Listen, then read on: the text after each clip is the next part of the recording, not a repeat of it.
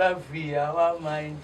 Have no fear for atomic energy, because none of them can stop the time.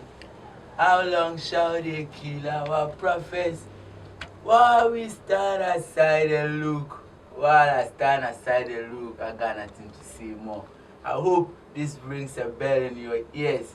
All is about reggae, and it's a pleasure for me, M.M.T JahRule, as I come your way with Africa Dancehall Arena, right in the studios of Dekiamedia. It's a pleasure for me meeting you and get to know here in the arena. It's always love, it's always full of vibe, and you got to know everything. It's a session. And you know, today on this episode, we're gonna talk something about reggae. Reggae. Not long ago, far away, in the earliest 1960s, the world came alive with a tune. A tune whereby it really generated a lot, it brought a lot outside. And the semitude with like this, and a reggae tune, which goes more faster than the semitune. You can demonstrate it. Came alongside and formed a tune called the Reggae Rock tune. And from the Reggae Rock tune, we had reggae. We had reggae. Because from the Reggae Rock and the semitune was combined, and we had this reggae tune. Reggae tune was emerged from a local island in Caribbean called Jamaica. I know you may know about Jamaica. More stories have been said about Jamaica, and this is one of the best heritage from Jamaica. Reggae music.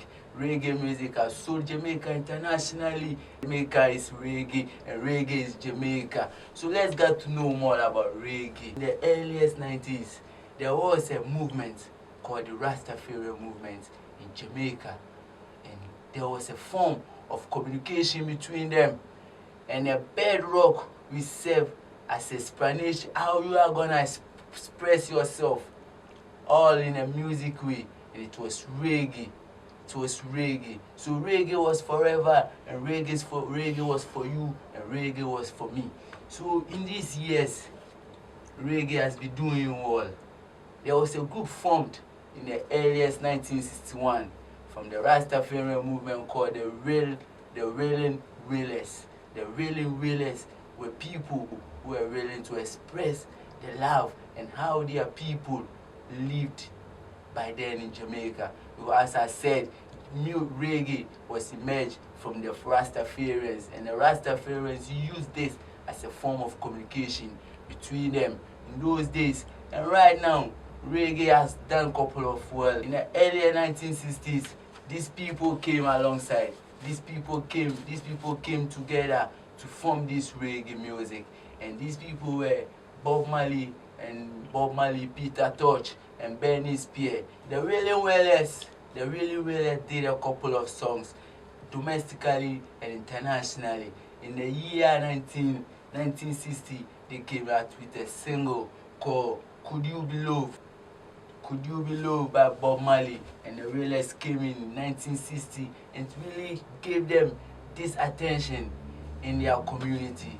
So it also imaged them to do more songs. And in 1965, they came in with One Love, One Love, One Love, One Love. Then came along another one with the Natty Dread in 1974. These are music which were domestically and internationally recognized. And these people were the main minds behind reggae music. They had a stand of reggae music and brought this stability in reggae music. And now, reggae music is everywhere. This generation also considers reggae music as one of the best music genre ever to happen to the world. Bob Marley did a lot of works for this genre to be held alive, because earlier in the 1960s, he took the mantle of bringing on lives of Peter Tosh and Benny Spear together to form this unique group, which essentially and which brought out this reggae music vibration everywhere.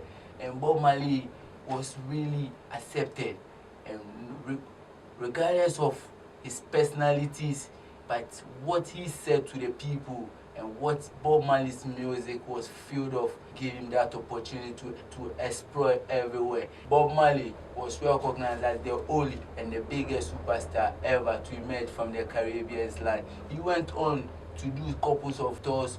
Bob Marley came to Africa, Asia, Europe. He was accepted all over the world because of his tune and what he says and what reggae music really did for him by then. Tunes, you know. So same say, forever love.